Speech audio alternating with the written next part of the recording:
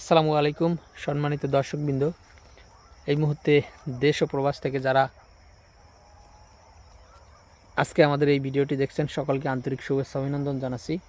দর্শক, যে ঘাসটি বর্তমানে দেখানো হচ্ছে এটি হলো সেই ডক্টর জহির স্যারের চীন থেকে আনা যারা ওয়ান হাইব্রিড ঘাস। দর্শক, খুবই নরম এবং মিষ্টি ঘাস এবং খুবই রসালো ও স্বাদযুক্ত ঘাস। বিশেষ করে 15% প্রোটিন কিন্তু এই জারা ঘাসে রয়েছে এবং এই ঘাসটি কিন্তু 40 থেকে 45 দিনে একবার কাটার পরে 40 থেকে 45 দিনের ভিতরেই কিন্তু গরু কিংবা মহিষকে কেটে খাওয়ানো যায়। দর্শক শ্রোতা, আমি বলবো না ছাগলের জন্য আপনারা জারা ঘাস নয়, ছাগলের জন্য অবশ্যই ইন্দোনেশিয়ান স্মার্ট নেপিয়ার ঘাসটি লাগাবেন, কারণ ছাগল এবং গারল স্মার্ট নেপিয়ার ঘাসটি বেশি পছন্দ করে।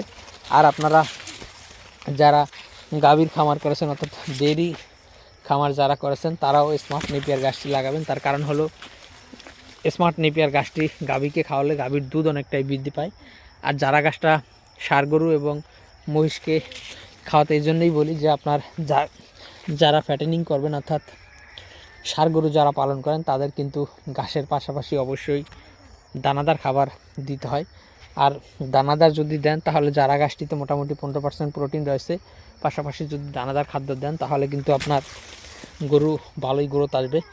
তো দর্শক শ্রোতা, সেক্ষেত্রে ষাঁড় গরুর জন্য জারা ঘাস এবং গাভী গরুর জন্য ইন্দোনেশিয়ান স্মার্ট নেপিয়ার ঘাস এবং ছাগল এবং গারলের জন্য ইন্দোনেশিয়ান স্মার্ট নেপিয়ার ঘাস, এগুলো আপনারা চাষ করতে পারেন। তো দর্শক, বর্তমানে আমাদের কাছে কিন্তু সব ধরনের ঘাসের কাটিনই রয়েছে।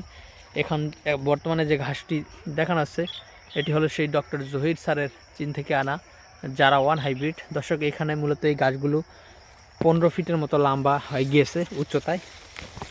দর্শক, আপনারা জানেন যে এই গাছটি খুব দ্রুত বড় হয়। তো দর্শক, আপনার যে কোনো ঘাসের কাটিনের জন্য আপনি আমাদের স্ক্রিনে দেওয়া নম্বরে যোগাযোগ করতে পারেন। সকলকে অসংখ্য ধন্যবাদ।